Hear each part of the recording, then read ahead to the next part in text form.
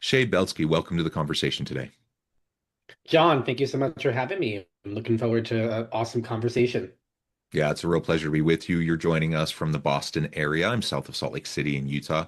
Today, we're going to be talking about neurodiversity and neurodiversity in the workplace. This is a topic I really feel strongly about. I've done a little bit of academic research in the space. I have, as many of us do, I have loved ones who are impacted by this. And it's just something, that I feel like I have a bit of a personal connection to, but also from, an academic kind of perspective. It's something I also have interest in. And so anytime I have a chance to sit down with an expert like yourself, I love to have that opportunity. As we get started with this conversation, I wanted to share Shay's bio with everybody. Shea Belsky is an autistic self-advocate. He is tech lead 2 at HubSpot and the former chief technology officer at Mentra. Shea brings several unique perspectives to the discussion on neurodiversity. He is the manager of neurodivergent and neurotypical employees, has reported to neurodivergent and neurotypical managers, and has advocated for the needs and well-being of all who seek to be heard and understood in the workplace. Shea has championed neurodiversity for organizations like Novartis, the College Autism Summit, Northeastern University, in addition to being featured in Forbes and the New York Post. He also hosts his own podcast, Autistic Techie, empowering neurodivergent self advocates to feel more confident in the workplace and ready to take on the day to day challenges of their job. He exited he's excited to share his perspectives on neurodiversity and how to be a meaningful ally and an advocate in the workplace. And again, Shea, it's a pleasure to have you. Anything that you would like to highlight by way of your own background or personal context before we dive on into the conversation? Thanks for that glowing introduction. One of the things that I've been focusing on recently is not just supporting neurodivergent folks in getting into the workplace, but more as of late, how to help them find career growth and success. Like there's so much effort in getting people employed, but how do we get them Yeah. to get promotions, to take on leadership roles, management roles, and help them become more confident in being autonomous, independent leaders in their own way, whatever that way looks like. So that's really something that I've been specializing in recently, and I'm happy to talk about that or even just start from the ground up in neurodiversity itself. Yeah, how do we help them thrive in the workplace? And I mean, granted, there's we've needed to do a lot of work in just like how do you help neurodivergent folks find their entry point into organizations because there's been such a barrier there. And yeah, so there's needed to be a lot of work done. And so for individuals on the spectrum, over the last decade, I think there has been a lot of concerted effort there, and there's been a lot of movement, and it's been really positive. Um, but that said, there's also been lots of studies that have shown that, like, even though, someone gets a seat at the table, they get into the organization just because they're there, it doesn't mean that it's a good experience. It doesn't mean that they're going to stick around. It certainly doesn't mean that they're going to have an opportunity to really thrive, or certainly not necessarily going to have an opportunity for a promotion or to really have, an opportunity for a leadership role or something like that in the organization. And so we have a long, long way to go to really, have parity in the workplace in terms of, true equal opportunity. Uh, so everyone truly has an opportunity to contribute in meaningful ways. And, as we talk, we throw around these labels, neurotypical, neurodivergent. Maybe we should start there. I suspect most people in the audience know what those terms are, but perhaps there are some that are not so familiar with them. Maybe just start off with a little bit of kind of definitional background, and then we can go from there. Sure. The term neurodiversity refers to individuals who are autistic, have ADHD, Yeah. dyslexia, epilepsy, lots of different ways in which the brain processes information, experiences the world. It's a neurobiological difference of how the brain functions and interacts, which takes lots of different forms. One of those being the ones that I've mentioned. I myself am autistic, and there's a very broad swath of conditions that it covers. And somebody who is neurotypical is an absence of that cognitive diversity. They don't have autism, don't have ADHD, etc. So it's kind of like either you are neurodivergent or you're neurotypical. And everybody is neurodivergent to some Yeah. extent, whether they have a formal diagnosis or a self-diagnosis or aligned with sorts of conditions that we come to know, like ADHD and autism. And some people may have like traits and small aspects of it, but not to the extent that somebody who has a clinical diagnosis or is medicated for ADHD would exhibit. Yeah, yeah.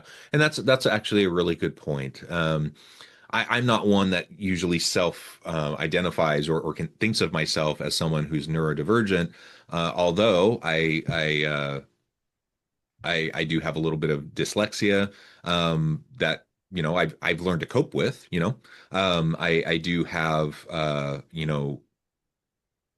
certain traits that are adjacent to, and I've certainly learned to cope with various various elements of attention deficit and things like that. I think, like you said, we all, it's a spectrum, right? And we all find ourselves with different traits and characteristics and things like that. And yeah, so as you're talking about that, I was just reflecting. I'm like, oh yeah, I really, I guess I should be not so quick to like even label myself. Like the reality is, we all find ourselves, somewhere along that spectrum, and the one of the reasons why this is just so important is because whether I'm neurotypical presenting or not, like we want an inclusive workplace where truly everyone has a chance to be valued and to contribute, and it benefits all of us, right? So like, Yeah, uh, if I can contribute to the best of my ability, and I can help others around me contribute to the best of their ability, ultimately it's like a rising tide lifts all ships. Like ultimately everyone benefits when that's the case. And just because, like maybe I don't necessarily self-identify, or I don't, it's not something that I tell other people. Same thing with lots of other people. Like I did a study a number of years back, and the reality was in several organizations that I was looking at, the vast majority of folks did not self-identify. You don't have to self-identify, right? When you're employed in an organization, you right. don't have to tell them you're on the spectrum. You don't have to tell them, you have this condition or that condition, or that you're seeking accommodation or whatever. You don't have to, right? And many, many, many people don't. Right. For a wide variety of reasons, they just don't. And so for all those reasons, like we just need to learn how to do better, um, for the You sake of painted a everybody. really perfect picture around the term of like masking. There's another term that comes up in neurodiversity, like you Yeah, mentioned, yeah, coping, like either kind of forcing yourself into a neurotypical looking hole so the rest of the world thinks you're getting by, or yeah, staying you're improvising in the way people expect you to. Like mo for the most part, people in my professional life, outside of people who know me already, don't know that I'm neurodivergent at all. If I walk up to a stranger and just had a conversation and walked away, they never know that I was neurodivergent at all. yeah, That's partially masking, partially me having the right tools to succeed. But yeah, there are a lot of people for whom masking can be very painful. It could be traumatic. It can have a lot of negative emotions and negative feelings. And so the act or art of masking is a far more taxing process mentally, physically, emotionally than it would be for someone like you or I, where maybe we think less about that act or art of masking. It's more natural, or we have just less that we have to do. This idea of masking is really important in the workplace. But you mentioned like not everybody wants to, for lack of better words, sometimes out themselves or self-identify or self-disclose in neurodiversity. And that can be for reasons where in the past they have been traumatized or been reprimanded or treated differently by their coworkers in some way after having self-disclosed, which is really harmful. And yeah, yeah, unfortunately, sometimes these things self-perpetuate. If you have a couple great experiences, it only takes one bad experience to demotivate somebody from wanting to self-disclose because they're afraid of experiencing that trauma again. They don't want to get fired again. They don't want to be made fun of. They don't want someone to make comments on it. And it's problematic. These things are slowly and slowly and slowly getting better, but it's still an uphill battle and it's still a long way to go as a society, not even just like picking any one company out of the sky. It's a society problem. Yeah, absolutely. All right, so let's dig into like what can we do to provide better supports. I mean, you talk about yourself, as an ally, as a supporter. You self-identify as neurodivergent, but you're also a supporter of others. So like, let's say you're in the workplace and whether you self-identify as neurodivergent or not, you can be an ally. And so like you're in the workplace and you have a team and you have neurodivergent folks on your team. What can you do to be supportive of them or just coworkers, like others on your team, and you're not even the supervisor or the manager. Like what can you do day to day to just create a safer, more comfortable, more productive um, space and a workplace for these individuals? The answer kind of depends based on the person. Like there's not like any Yeah. one thing that works for anybody, but knowing what that is just starts with figuring out what helps somebody do their really best work. What are the things that they need on the job to be able to really operate at a higher level or to reduce that masking overload or that tax that they have to pay for being neurodivergent. And those things can be very different for different people. Really good example for me is like I wear headphones pretty much exclusively when I'm at an office or even when I'm alone in the basement where I have my home office. Like that is how I self-accommodate. If I was going to go into a brand new workplace and have to self-accommodate, I would just bring my pair of headphones with me to help me manage the sound, help me manage my environment. That's a thing that I know to do for myself. But if you're a neurotypical peer to somebody who's neurodivergent and you want to know how to help them, it could be like backing them up and helping them advocate if they are asking for something. Or if they don't feel comfortable making that ask, trying to help them do that. And obviously, every company is different. I don't want to say you should out this person to be neurodivergent before they have the chance to do so. Yeah. But if you as a neurotypical individual know what would help a neurodivergent person do more and accomplish more, and more than anything, have a better mental health about it, then that's something that you should take upon yourself to at least ask them about. Like, hey, do you want me to talk to the team, to our manager, to somebody about this thing? Because I can see that it's bothering you, and we've talked about it, and I'm happy to leverage my political capital, my influence, my Mm. whatever to affect this change. And sometimes it just starts over there, like, hey, are you okay with this, or do you want to try to make a change? And sometimes even just asking and just learning is a great thing. Sometimes a neurodivergent person doesn't want to be outed or embarrassed for valid reasons, but in a lot of situations, it might just take someone else saying, "Hey, like I got your back. Let's do this together." Because if one person says something, it doesn't always get through. But if two people say something, that snowballs really quickly, and then it's much easier to make a team change or a system change or enable something Yeah. to happen that one person alone may not have been able to do. Yeah, that's a really good point. And really those are great kind of principles of allyship generally. So, Exactly. whether you're talking about, supporting a neurodivergent colleague or a colleague of color or LGBTQIA or whatever, like if you're just trying to be a good supportive ally, much of what you just said applies, right? Um, Like here's a specific example from my yeah. last job. Like I was the manager of a neurodivergent individual who was really afraid of like asking for clarification or like afraid of ruffling feathers by asking questions that they felt were stupid or oblivious. And I said, no, like you have permission to ask questions that are stupid or Yeah. oblivious, and they're not stupid or oblivious questions. And I literally like wrote on a piece of paper like pass to ask questions and gave it to this person and said, you now have like uninterrupted permanent permission to ask any question you want to. And even just this simple example, like a physical artifact, helped their confidence a lot. And it just gave them a much better ability to say, okay, now I'm going to ask these questions that I might be afraid to ask.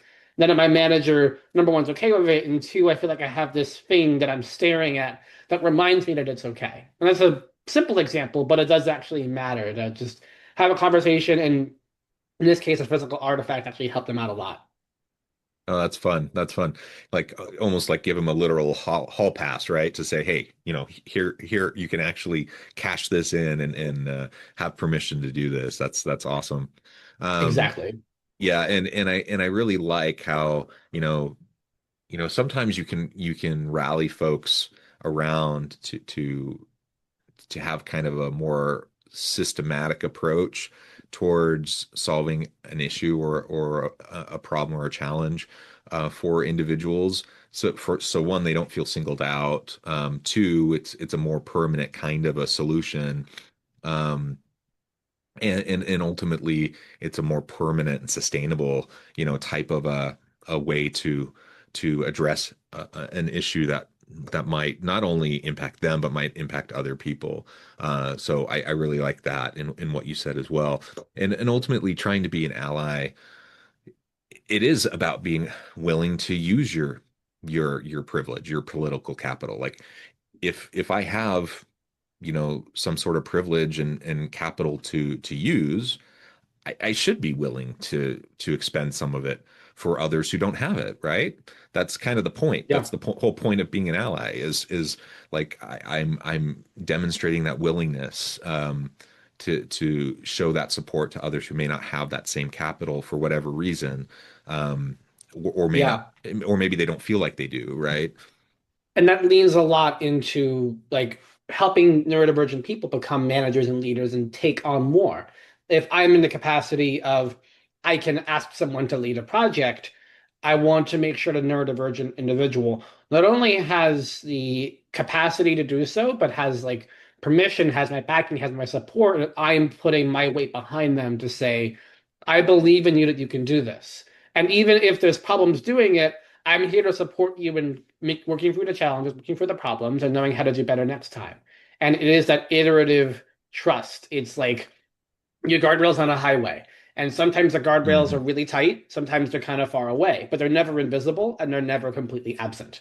So as a sponsor or as somebody who is in the capacity of being a mentor, how much hands-on help does somebody need? And what are you willing to, for lack of a better word, put on the line to actually affect this change? Are you putting your name out there? Are you putting your reputation, your team, whatever? Yeah. What leverage do you have to give somebody an opportunity that they may not have gotten before? Whether that's neurodiversity or anybody in a disadvantaged position who wants to do something new, but maybe for whatever reason isn't getting that chance on their own or has been denied that for some reason or another.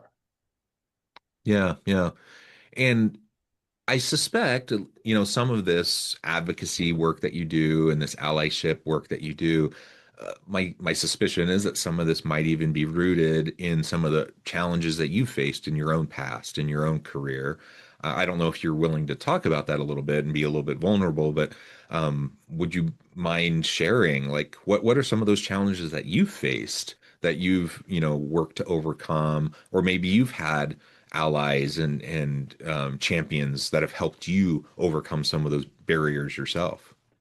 The most important thing I've had to deal with is people like my manager specifically being like misinformed or improperly aware, educated, and trained on what neurodiversity is. Like people often pick, like to your point from earlier on, they pick from their personal experiences or what they know about neurodiversity, and they kind of assume that this one individual who they know has the same experiences as I do. And Mhm. not knowing anything else, it's a valid comparison to make. If two different people have broken their leg, probably going for the same challenges, but that's not Yeah, true of neurodiversity. If you have two people with autism, they could have a very different set of support needs. They could have very yeah, different strengths, different challenges. And so I have been compared to with valid but also incorrect mhm, perspectives from one person being autistic, like a family member of a manager or a friend or someone else, to me, but we're very different people. We're both autistic, but what we have going on, what our needs and strengths are very different. And then the onus is on me to correct that and make it very clear. Like, no, actually, this is what it means for me to be autistic. I have communication challenges. Sometimes I struggle socially, but I'm really good at these other things. And I need you to help me reconcile some of these challenges to help me get to the stuff that I'm really good at. And when that stuff happens, I can do really well in my job. And then my managers know, okay, like Shay's doing really good in this scenario. He's doing good in this setup. So I'm gonna like not jinx it and just leave him to do his thing because he's really good at it. Um, that helps a lot. And I've had to iterate on that kind of elevator pitch over time, saying to managers, hey, I'm autistic. What you need to know is these things, and making it really abundantly clear to them. And one way that I love to do that is like have like a little working with me document, manual of me. There's Mm, different words for it, but just a kind of a personal explainer to say, if you don't know anything about autism, this is your first time. Here's what you have to know about me personally. And even if you know what autism is, here's what you need to know about me and me being autistic. And that really helps people understand like the need to know and then ask me questions as a function of what I said rather than cross-referencing with things that they may already know, which again are valid, but may not be valid in this situation. yeah, yeah. Really interesting. I like having, kind of that one pager document, like, here's like the cheat sheet of like working with me. Like Yeah, here are the hacks, of like how to work with me effectively. Frankly, I think that's probably helpful for anyone, it like is. anytime you're working with anyone on a team, because we all have our like personalities and quirks and like the things we like to do and don't like to do on a team and how we like to work together and our communication styles and preferences and like all that kind of stuff. Like that would probably help most people, when they're working with each other on a team. So just that's a good tip generally, I think, to do. And I wonder. I wonder, how many, and I suppose it just really depends on the leader, but like how often leaders are open to, kind of that level of flexibility and like learning about, an individual that's on their team, that level of, you know, maybe they view it as accommodation, maybe they just view it as flexibility or learning, but like what's been your experience when you're working with different folks about like their willingness to engage that way versus, they're just like, hey, In the I I beginning, it I was kind want of a people on laundry my team. list. I want my people on my team who I'm comfortable with, people who fit, with the rest of the team, and like a lot of things tend to get kind of shoved in that bucket of fit, and a lot of times Yeah. it's a catch-all for like we want everyone to be the same, right? In the beginning, it was really a laundry list because I didn't have that it nailed down. I was kind of telling them every little thing about me being autistic, and that was too much for them. They couldn't actually pick up what was important and what mattered. Yeah. And I didn't know any better. I was doing what I felt was important to tell them about me as a person and as an individual. And over time, I kind of whittled it down to what is it about me in the workplace that really helps? And then what do I need, emphasis need to do my best job?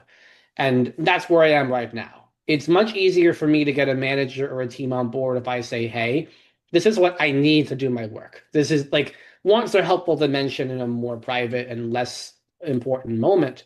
But it's upfront meeting one or like meeting two or whatever it is. I say, hey, this is what my brain really needs to function well. And I just won't really need your help in this. And then I can really do amazing work. Hmm. And framing it that way makes it much easier for them to go to bat for me, makes it easier for them to understand, and it keeps things really clear and concise. And I help people do that as well, help them discover what do you need in the workplace? Like really, that's hard, separating what you need from what you want. Yeah. Because Yeah. obviously, like we all want things to be different about our workplace, but like what does you actually need? Like, I need headphones. I joke about this, but in a serious manner, like if I ever worked for a job where I could not wear these headphones, I would just say, okay, I want you to take these headphones, give them to my manager, and tell them that Shay's gonna be working like half as well as he can right now because he can't manage the sound. It's not a choice. My brain doesn't choose to manage the sound and the input this way. It just does that. I have no control over that. I've tried. And I just learned that the best thing I can do is self-accommodate.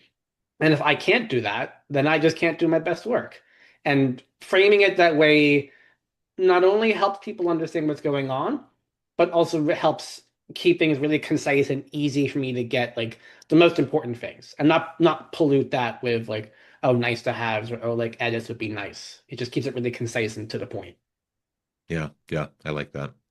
Well, Shay, this has just been a great conversation. I know we could go on. There's a whole lot more to this, but this has been a good starter for folks as they're trying to think along these lines of how to create a good, safe, healthy place for neurodivergent individuals in the workplace. And really, we want to create a place where people can thrive, where everyone can thrive, where everyone has an opportunity to contribute in meaningful ways, have an opportunity to thrive and advance and develop in their careers, in their jobs, and do their best work. As we wrap up today, I just wanted to give you a chance to share with the audience how they can connect with you, find out more about your work, and then give us the final word for today. Yeah. I am on LinkedIn. I'm on a bunch of social medias. There's only one of me. If you find me on the web, that is me. I promise. I am one of one in that regard. I'm really also excited to talk about my own podcast, Autistic Techie. If you liked more of this kind of content and want to hear stuff in this format, Autistic Techie is on any platform of your choice. And I also had the opportunity very recently to be quoted in a book all about neurodiversity in the workplace. I am among a star-studded cast of other incredible advocates, influencers, and decision makers in this space. It's called Brainstorm by Dave Thompson. And if you really want to read more, or I think it's an audiobook, I could be wrong, but if you really want to read more on this subject, I super recommend checking out Dave Thompson's book, Brainstorm, because it goes into this in a lot of detail, especially if you're starting from nothing and want to learn about how to make your workplace or your life more inclusive for neurodivergent folks.